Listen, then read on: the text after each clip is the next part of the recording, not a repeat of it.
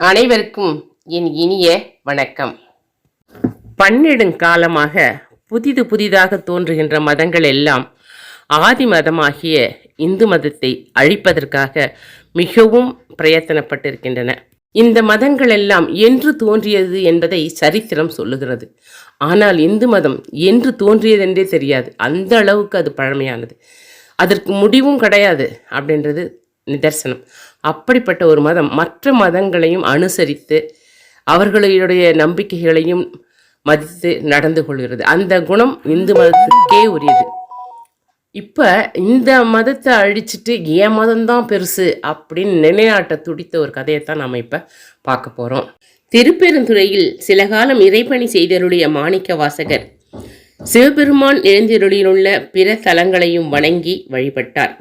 பின்னர் சிதம்பரத்தை அடைந்து சபாபதியை வணங்கி பரமனுக்கு பாமாலைகள் பல சூட்டி மகிழ்ந்தார். அச்சமயம் ஈழத்தை ஆண்ட அரசன் சிதம்பரத்தின் பெருமையை பற்றி கேள்வியுற்றான். அவன் பௌத்த மதத்தைச் சேர்ந்தவன். தான் சிதம்பரத்தை பற்றி அறிந்து கொண்டதையெல்லாம் தனது அவையில் உள்ள புத்த குருமார்களிடம் தெரிவித்தான். அவர்களும் சைவர்களோடு வாதம் செய்து புத்தரை தவிர வேறு தெய்வமே இல்லை என்று சாதித்து காட்டுவோம் என்ற சபதத்தை மேற்கொண்டு சிதம்பரத்திற்கு புறப்பட்டனர்.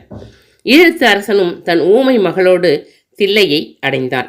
ஈழ மன்னன் புத்த குருமார்களுடன் சிதம்பரத்தை நோக்கி வருவதை அப்பகுதியை ஆண்ட சோழவேந்தன் அறிந்தான். உடனே சோழன் மாணிக்க வாசகரை அழைத்து பௌத்தர்களுடன் வாதம் செய்யுமாறு வேண்டினான். மாணிக்க வாசகரும் அதற்கு உடன்பட்டு சோழ மன்னனின் அரசவைக்கு எழுந்தருளினார்.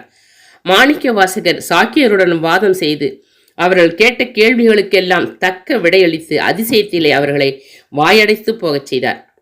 இதையெல்லாம் பார்த்து கொண்டிருந்த ஈழ அரசனும், சுவாமி, பேசக்கூடியவர்களாகிய புத்த குருமார்களை எல்லாம் பேசாமல் இருக்கச் செய்த தாங்கள் வாய் பேச முடியாமல் இருக்கும் எனது மகளை பேசும்படி செய்தால் நாங்கள் அனைவரும் சைவர்களாக மாறுவோம் என்றான்.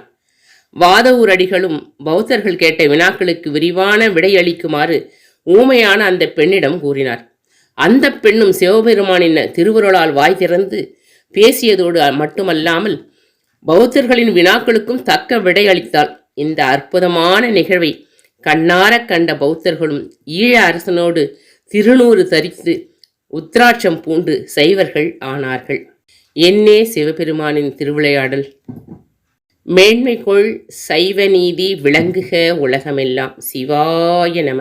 இறைவன் அருளால் எல்லோரும் இன்புற்றிருங்கள். மீண்டும் சந்திக்கும் வரை உங்களிடமிருந்து விடைபெறுவது வேலூர் காந்திமதி. நன்றி, வணக்கம்.